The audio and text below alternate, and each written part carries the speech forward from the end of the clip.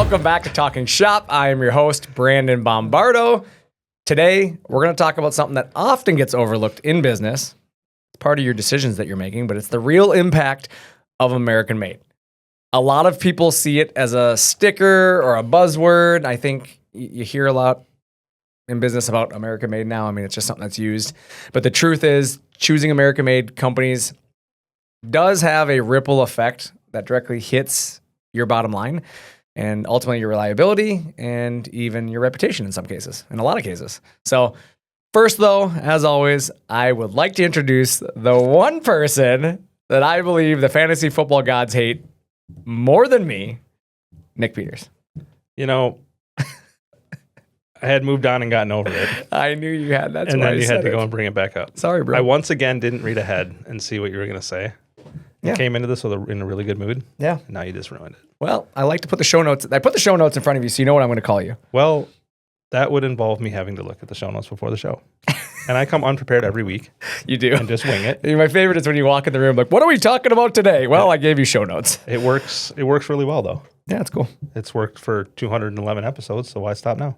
Fair enough. I mean, I wasn't part of the first 80 or something, whatever it was. Yeah, but it's gone downhill since then. I don't think it's because of me. It could be.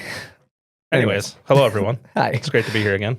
Hey, people. It's really hot outside Minnesota. I'm sick of summer. Thanks for tuning in. I wish it would snow. Nick got his butt kicked in fantasy football. That's the reason I brought it up. Well, By yours I truly. would have beat every other team in the league for the second week in a row. I set the record this week for the most points scored. And it happened to the week that Nick set the second highest record for points scored. So For the second week in a row. yeah, he would have beat the record had I not been playing him, but Well, yours not truly. not really, because you still would have scored this game. Well, I'm just saying if my team Well, I didn't would've perform, won, you yeah. would have won any game and you would have had the record for the season. I've decided I'm done with fantasy football after this year. Are you? It doesn't make me mad. Like, I've gotten over the point that I don't actually legitimately get mad while watching football. Right. But I've gotten to that point too where I just don't care anymore. I say this every year about week 4 or 5, and then here we are again. But I'm the same way. Like, I could easily give up fantasy football and not probably be sad. I did cut down to 4 leagues this year, though. Did you? Yeah, I had 7 last year. I only have 4. That's impressive. Are you doing that guillotine league again? Yeah. I want to do one of those next year. We That should all seems do fun. one here. We should do one. We can find 18 idiots to give us their money. Let's try it, I guess, Might right? as well. I mean, Anyways, today's topic. oh, we're not talking football? Yeah, we're not talking football. So, Oh, man, there's so much to talk about. yeah, I know. But it isn't about selling American-made equipment. I want to talk about that first because I think a lot of people hear this and they think, oh, infomercial time, but it's not. It's more about like resetting people's thoughts and the thought process around what American-made means and does for your business. And I think that's the biggest thing is I think that we as consumers have completely lost the point behind American-made, and it's probably because it's an overused buzzword at this point. Do you think, though, that more people actually look into if something is really American-made or not when they see that it is? I don't think people dig into it as much as they used to because should. everybody uses it now. I also think the rules were a lot more stringent. Stringent, is that the word I'm looking for? Strict? Strict, maybe? Yeah, I don't know. I guess it depends what you're trying to say. But I think they've gotten away with using the word American made more than ever. Right now they do? Yeah. Yeah. I just think because like you see a lot of companies that, and maybe it's not even using the word American made as much as it is like portraying. That's probably what it is. It's like falsely assuming the identity, right? I had a customer that I talked to last week and he said like, admittedly, when I was buying that machine, I thought I was buying from American, I thought it was American made. And like, then after he like digested everything I had shared, he was like, yeah, I mean, I clearly can see it's not. So a lot of people think just because it's sold here. Or because they see people, right? They go visit the factory and they see people assembling something. So they assume it's made there, but they don't realize they're just putting something together. Like, you just got a pallet full of mismatched parts parts that you're putting together and make work. Let's try that. Yeah. Are you familiar with the term Pavlov effect? No. You're really not? I don't think so. You've never heard of Pavlov? Okay. Well, it's the concept of classical conditioning. It's a behavior where a natural stimulus is paired with an unconditional stimulus to create a conditioned response. So, what did you just say? In Pavlov's demonstration, it was a dog. He'd ring the bell and then give the dog a treat or something like that. And so every time eventually the dog heard the bell, they put two and two. Oh, if I hear the bell, I get a treat. Right? It's that same conditional, like you're conditioning people to believe something. So Sure. American made to me is like that stimulus. Like people have overused it so much over the last 5 years that many people, complain about, this is my favorite. Like you get people that are complaining about our economy or business, and then they go and support the very thing that is likely contributing to their concerns. Right. Yep. And I think that's part of it is like we're kind of conditioned that we hear American made and we just assume it is, right? Oh, they said it. But like the reality is we used to like dig into it and ask more questions and want to see how it's made. And I don't think enough consumers do that anymore. It should say assembled in America. Right. But That's what it should really say. Correct. It should. For those certain products. Right, exactly. But the problem is I think every product would say that then. And again, it would condition you to believe everything's American made again. Valid. Right? Yeah. So anyways, that's what today's about. Is just talking about that a little bit. Though, as you guys know, we always try to start off with the questions and the comments that we've seen from you, the listeners, or those who follow us on social media, websites, whatever. But Nick, I know you got 3 of them today, right? That's what we talked about for the Correct. show. Yes. 2, 3? 3. Okay, 3 of them. I think they're pretty much always 3. So Usually. Yeah. Anyways, let's Unless kick it I off. don't prepare and only bring 2 because I'm lazy. But I got 3 today. Okay, let's do it. Number 1. Yep. Why does the tool fork face backwards on your machine? It's to avoid the dust skirt from ever getting pinched in the tool rack between the cone and the fork when you're doing a tool change. It's really a simply effective way to extend the life of your machine because you're not pulling on the skirt off the dust collection and obviously damaging that. And it's a nice added bonus feature that now your dust skirt isn't going to get ripped off the machine. So simple yet thorough answer. I like it. Thank you. Number 2. Yes. How long does it take to get a machine? However long it takes us to build it. Yeah, just when it Just shows kidding. up. Just kidding. There's a good answer for this. There is a good answer for this because with our machines being built here in our factory here in Lakeville, Minnesota, they go through many stages of manufacturing, and obviously nothing is set in stone in terms of timing because obviously there's processes for everything, but lead time will be a variable based on, for one, the number of things you've ordered on your machine, right? Like the number of accessories and options that you choose will take me longer, take us less time to build, but also order volume plays into that as well. Because again, we're not just buying in quantity, right? We can't just say we need 5 of those and 10 of those. It's not like ordering donuts, right? We have to build it. And so if volume goes up one month, if we have a surge, specifically end of the year is a perfect example of that right about now, we start to see this really big influx of business because people are buying for Section 179 in the end of the year, and therefore lead times start to grow. Right now, they're still manageable, but by December of this year, they'll be extended, right? And then by January, they're going to be significantly extended. So, of course, selecting the model and the options and all that will affect it as well. But there's some variables just out of all of our control, and that is sometimes vendor stock levels and obviously delivery companies, their shipping time. So the majority of our equipment, I could say, runs generally 4 to 8 weeks from the time of your deposit. But obviously, more complex or advanced products can take longer. And of course, some of our more commonly found builds might be a little quicker because those things don't, obviously take as much complexity to finish. So perfect. Does that answer the question? Yes, but now I have an additional question after that. Ooh, I like it. So we got 4 questions this week. Yes, this one's easy though. Okay. You were speaking of donuts. What's your favorite kind of donut? Ooh, I like, what's the place in Burnsville? Donut Star? Donut Star. That's the place. Well, okay, that's a store. What kind of donut? Donut Star. Everything? Yes. A jelly-filled frosted Bismarck. Let's go. No, I'm not that fan of. Okay. I like I like a chocolate cake donut because I'm not a cake donut person, actually, believe it or not. I'm kind of a Bear Claw fan. I like Bear Claws. Yeah. I like a good old-fashioned Bear Claw. The ones that are filled with apples? No, I don't need them filled. Oh, you don't like that No, either? I'm okay with that. Apple fritters, I'm a huge fan of. Oh, yeah. So, yeah, I think that's what I would go place with. in Farmington has apple fritters the size of your face. They do. So They're good. unreal. Yeah.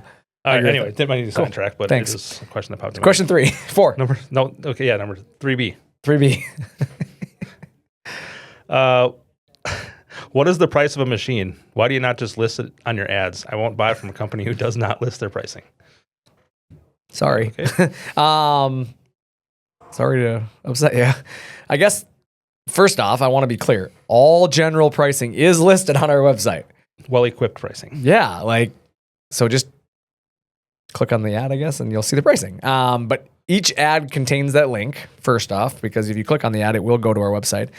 But it actually probably, you know what? Here's what I love about this. It would probably take somebody less time to just click on the link than it did to type that response. Probably right. But it's actually, I think it's a good question and a good reason to explain this to people. Yeah, I'm okay with it. But the answer to why our ads don't have a price would be because, well, we sell 13 different series of machines now, and a total of 30 different machine models. And 749,312 options. And then that, yeah. And then hundreds of variables when it comes to options themselves. You're right. So I guess my question would simply be, what price should I list? Should I list? I mean, if you start just throwing up prices, people are going to be annoyed. Well, that's my thing. If I list the cheapest, that same person who just wrote that question is probably going to be mad at me because the price didn't reflect the machine that they're going to buy or that they need. If I list the most expensive machine, then they're going to comment that our pricing is crazy because it's outside of their budget. And so it seems like no matter what we would do in that scenario, somebody's going to prefer to post a negative comment. Right. And so the reality is we don't list pricing because every single machine is tailored to the need of the buyer. And literally everyone is different. Right. Like I can't tell you the last time I can go to the floor and say these two machines are identical unless it's the same company buying two machines. Right. But otherwise, you can look on our floor any given day. There's 15 to 20 machines on the floor at any given time. Yep.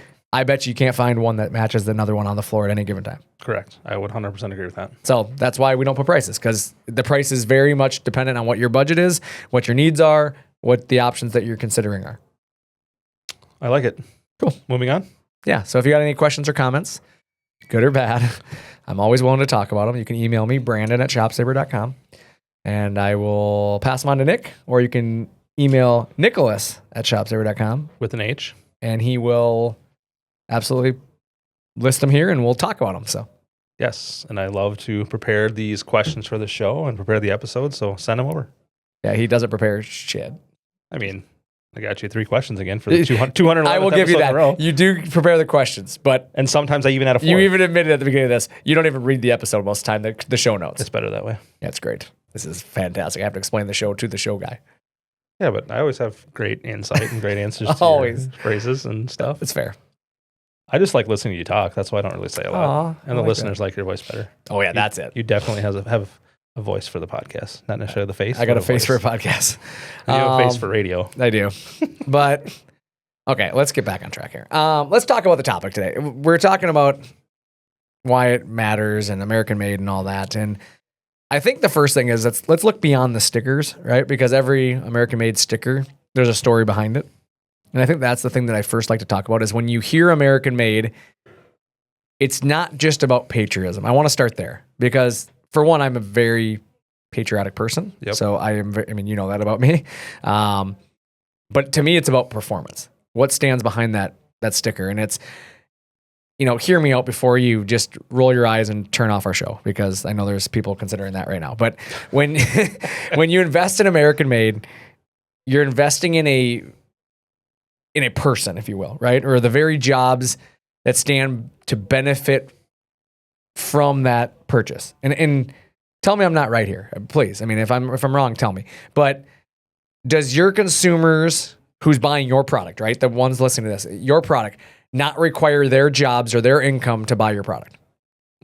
I certainly would assume so. I would assume most people, right? Because at the end of the day, if we don't have an income or we don't have a means for paying for something, we're not buying it, right? Unless you won the lottery.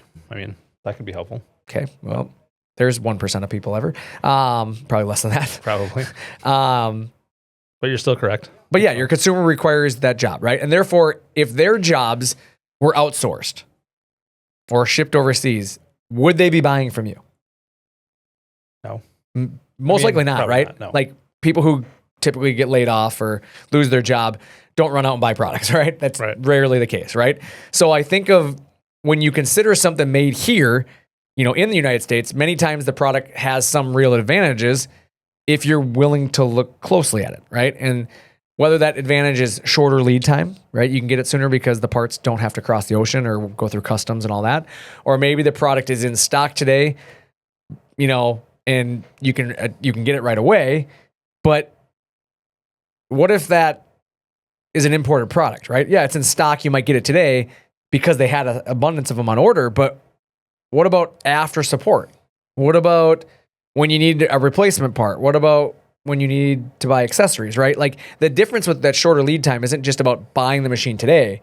It's also the shorter lead time later on when you need service or when you need parts or, whatever. I think the thing that jumps out to me is, like you said, if you need replacement parts or something that you want to add to your machine, and if it's coming from overseas and it takes you 4 weeks just to get it here. Right. And then another few days. I mean, who has a month to just let their machine sit there and not work? Right. And I think in today's world, like, importers recognize that. And so a lot of them, like, they stock the machine or whatever you're buying, they stock it on the shelf here in the US. They stock the machine.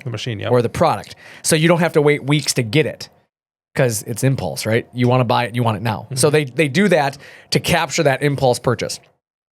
But is it easily obtainable to get that parts after the fact, right? Is that as easy to do as the initial purchase, right? Highly unlikely. Yeah, I bet not. What about in 3 years now? Fast forward, right? I mean, they might not even be making that part anymore. Right. Is the model even current anymore? Do they even offer that part anymore? And I bring that up because I bought a go-kart years ago. Actually, let me rephrase this. My in-law bought me a go-kart for my kid. And of course, they bought, some Chinese special, right? Yep. And I mean, it lasted for 6 months. And then it broke, and it still sits in my garage to this day, not working because I couldn't find the parts. They discontinued that model, couldn't get anything, and I have to retrofit something, and I just haven't. So my goal is to take the entire control system off that go-kart, and I'm going to put my own engine and everything in it, right? I'm going to build something for it with all the free time I have. Just put your race car engine. Right, exactly. So currently it sits there in my garage. But the point being is that, like, that's where you end up, is having to retrofit something because it doesn't exist. Or, I mean, heck, stuff that you don't spend a lot of money on, you just throw it away and start over. Right. I mean, you obviously can't do that with a CNC, but right. Who has time to, who wants to just, like you said, your go-kart, who wants to have it sitting in the garage for months and months, taking up space you could use for something else? I think also the biggest thing is what stands behind that sticker is also stronger quality control. Yep. And I think it's because manufacturing standards are higher, without a doubt, and more consistent in the United States. I don't think you could convince me otherwise because the regulations in the USA are higher for consumer products. There are more rules and regulations for that quality. And, I think also there's more repercussions. That's the other side of it. And don't you think too that the workers at an American-made factory or plant take more pride in their work? And you know what I mean? Like they're proud of the quality of machine that they output. Yeah. I think that's something that does come along with, building it here. And I think that here's the thing. Why do you build your product here? Right? Anybody listening to this, why do you build your product here? That you have those same reasons that we do it. And you know what I'm saying? Yeah. Like that same level, whether it's faster service or support, because the reality is the people who built your product are in the same economy that you're operating in, right? They're in the same time zone. It's easier to connect with your neighbor than it is a stranger around the world, is it not? Absolutely. 100%. You mean from a language barrier alone? A lot of people find it easier to communicate. Time zone. I was gonna say the weird hours.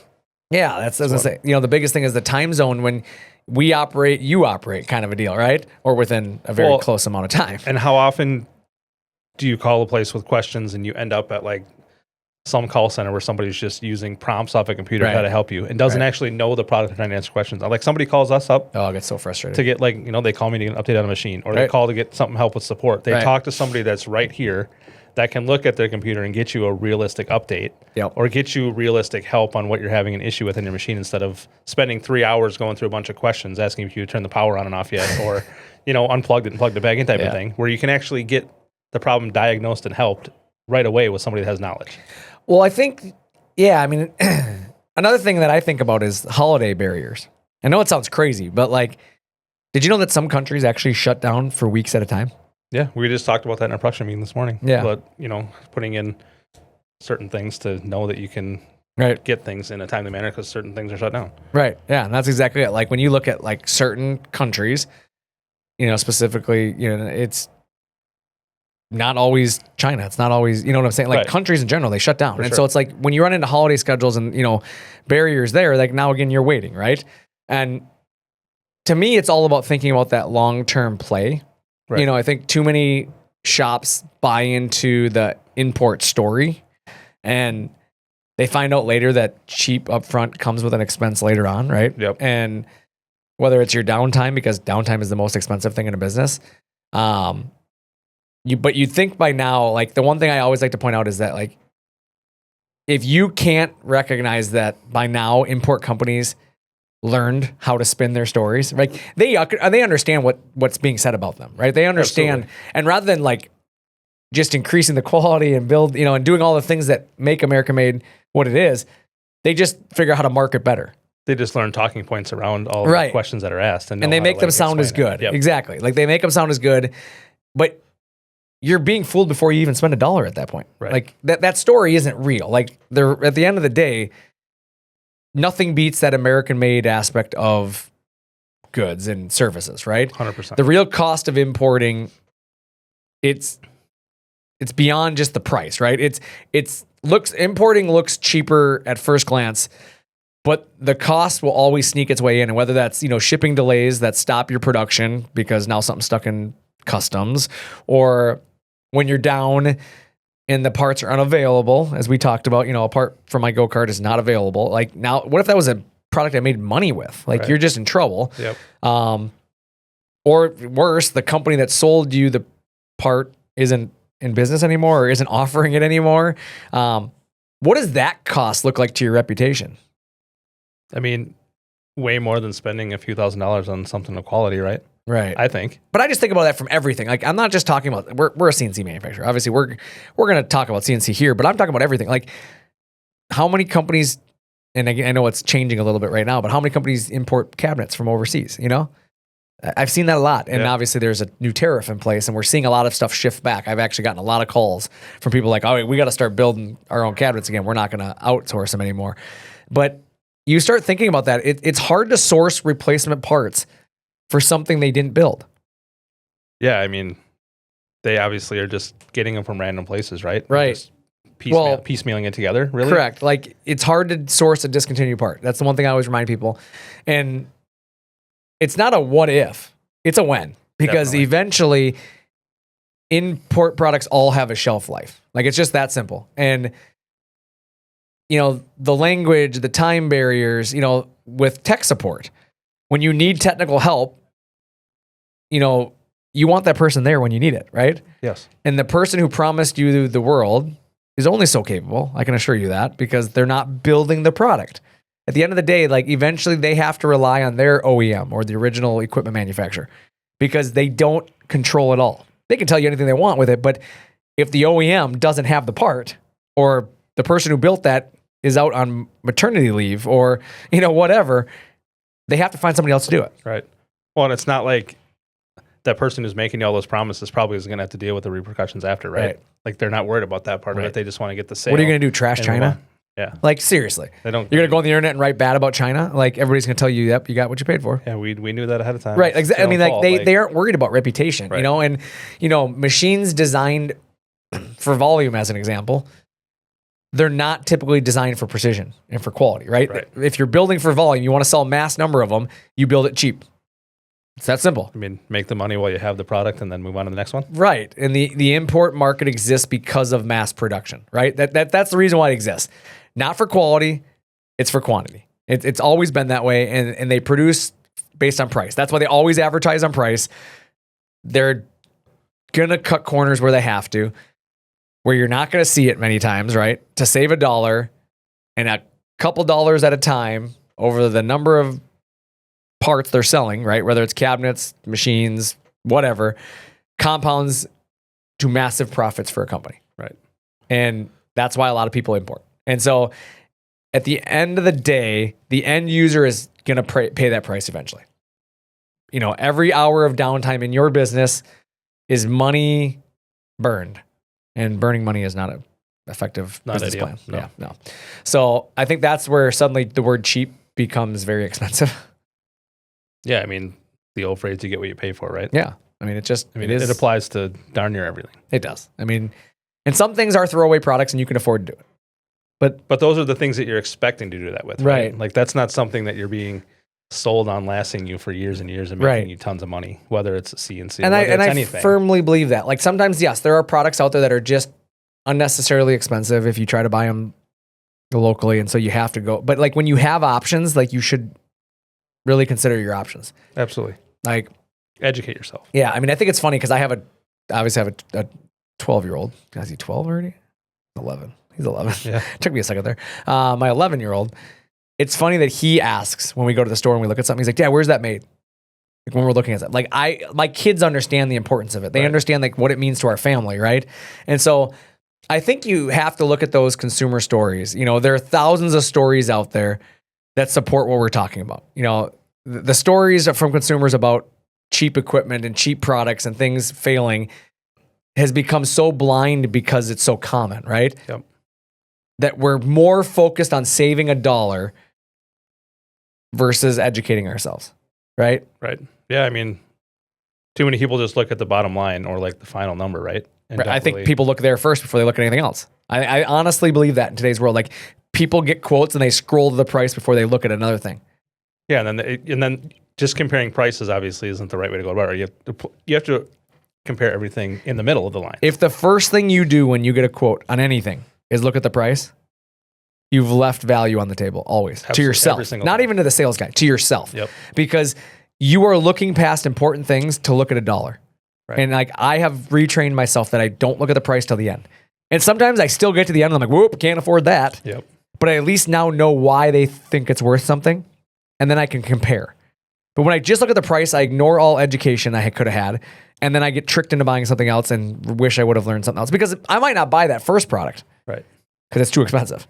But I might not buy the second one then either because it's just of the price. I might buy the third product, which is in between the two of them. Because I learned something and I know more questions to ask. But at least you took the time and educated yourself right. on what you were going after, right? And then made an educated decision instead of just one based on price alone. Yeah, and I think like American made equals stronger relationships in all honesty. And you know, when you buy American made, you're not just buying, you know, a product, right? You're buying into a partnership, if you will. I don't know if partnership's the right word, but I think you're buying into a relationship. If you're going to build that bond with a company or a person, because that's the one who's going to support it, right?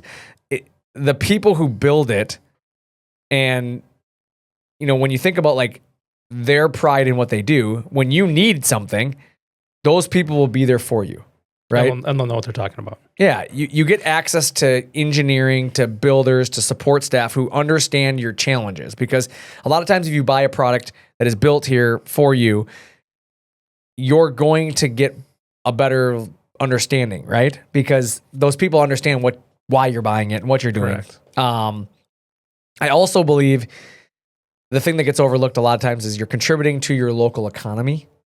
And I don't mean local like Lakeville, Minnesota economy, right? That definitely gets helped, right? Don't get me wrong. Because our employees, by having jobs here, can go out to eat and go do other things, right? Which is a trickle-down effect. But you're also contributing to like the local economy in the way of like the United States economy, right? Which strengthens your own customer base. Because the jobs that you're feeding by buying from them feed additional jobs, right? Which feeds the economy, which if in a connected way feeds your company. Yeah, I mean, if people don't have the money to buy your products, then you don't have any business, right? Yeah, so obviously keeping that money here with those people that are going to end up, you know, coming full circle and spending that money with you is what you want to do. I mean, you're building a reputation as a shop that values quality by investing in the United States economy, right? You're building a reputation on accountability because you expect what you put out, right? This is something most businesses I feel like fail to showcase. And I mean that because if you're proud to be a US manufacturer, you should be talking about that. Absolutely. But also, just as important, if you're using US made products in what you're doing, why would you not want to showcase that too? Wouldn't you agree? You should want to. Absolutely. Right? I mean, if I'm building a house, I would love to say like we build these cabinets in-house. If I'm building a race car, I built the roll cage here in-house. Like or the steel is North American steel or whatever, right? Yep. Why would you not want to showcase that stuff? Like your competition can't do that if they're not doing it, right? Like make your competition speak for their decisions. Like why did they choose to cut labor? Because they did. That's what it comes down to. Like you can say assembled in America all you want, but you still cut labor. You didn't manufacture it. So speak for that. Why didn't you choose to build it here? Why not? Like explain that. Where is that labor cost coming from? Why did you choose to send my money overseas?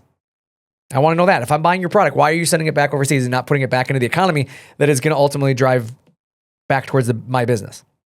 And hopefully they don't have a question or an answer that convinces you why that's a good idea, well, that's right? I mean, exactly. Like the labor cost that they're cutting to buy an import product at import labor and then charging you a premium for their product. Right? Yeah. I mean, they're making money, obviously. Nobody passes that downhill and then says, hey, watch me lose money here. Yeah, they're definitely not doing it to not make money. Like, right? and that's what I think is, I guess, the most, noticeable difference between American made and import is that the prices aren't that far apart anymore. Like, you're not saving enough money to justify the decision, but yet there's a big difference in quality, there's a difference in support, dependability, and profits. Yep. One company's making way more than the other. Right. And it's going to end up costing you way more in the long run. Almost guaranteed. Yeah. And, I think this kind of reputation attracts better clients for another point of it is you end up with better employees, better, clients when you have that mindset, right? For sure. I think, the proof is really in the results. Like as an example, ShopSabre here, every day we deal with this, customers continuously upgrade import equipment, right? It's something we deal with a lot. And they tell us the biggest difference isn't just the machine, right? It's the confidence they have. It's, sure, for every 10 machines sold, you get one person who simply won't believe it, right? The quality isn't worth it or they don't see a difference, right? Yeah. But for the 90% of people out of that, like the performance speaks for itself. They notice, you get the emails, I get the emails. Customers can have the confidence when they need to do something, right? They have our support. They don't spend hours translating documents they don't understand or trying to figure out who to speak with, right? How many times have we heard that where they're like, I didn't even know who to call when I had a problem. Right. Like my number is available and I'm always willing to connect somebody to the right person if I'm not the person, right? Yep. Like that's the difference is I think when you look at import companies, you don't get the same experience from that perspective because there's not somebody in the company they can just connect you with.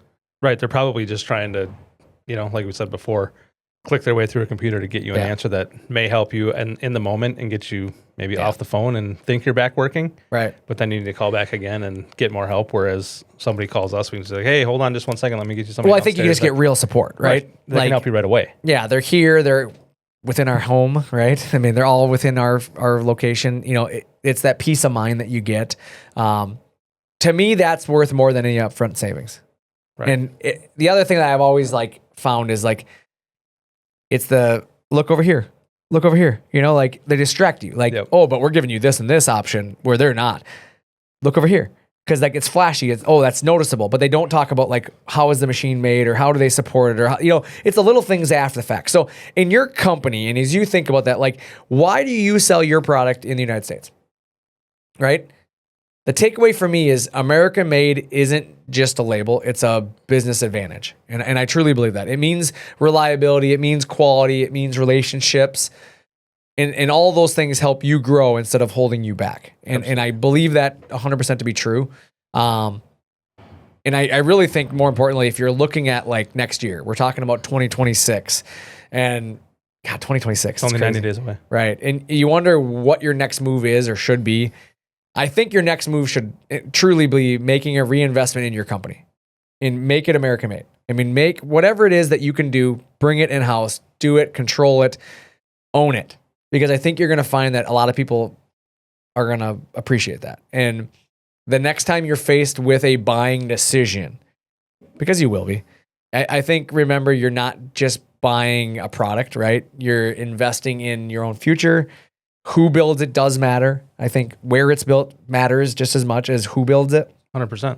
And so I think where it's built sometimes matters more than who builds it. Like I think you're going to find that there's a lot of really good companies out there that build things here in the United States. And again, I understand not everything we can do, and not everything as a company can be done in the United States. And I think some things simply you're going to do, and I get it. You're going to outsource certain things, and I respect. I'm not saying that drop everything you're doing and buy everything, because sometimes you can't, and even we can't, right?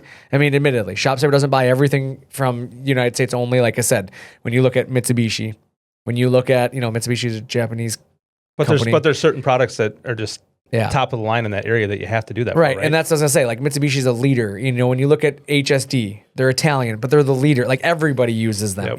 Like there's certain products that I understand that they're just not a solution in the United States that can compete. Right. And it's not because we can't build it, it's because nobody has done it, right? And if somebody came out with a spindle in the United States that was at the level of HSD and, competed on that performance aspect of it, I think you'd find a lot more people using it. Sure. But it's just their service, their quality, there's just so many things. But there are things when you look at the whole assembly, building a frame, right? We can do those things in the United States. Steel can be produced here in the US, and we can cut the steel and weld it and do that and paint it. That doesn't have to be outsourced. Right. The reason people outsource that is it's profit.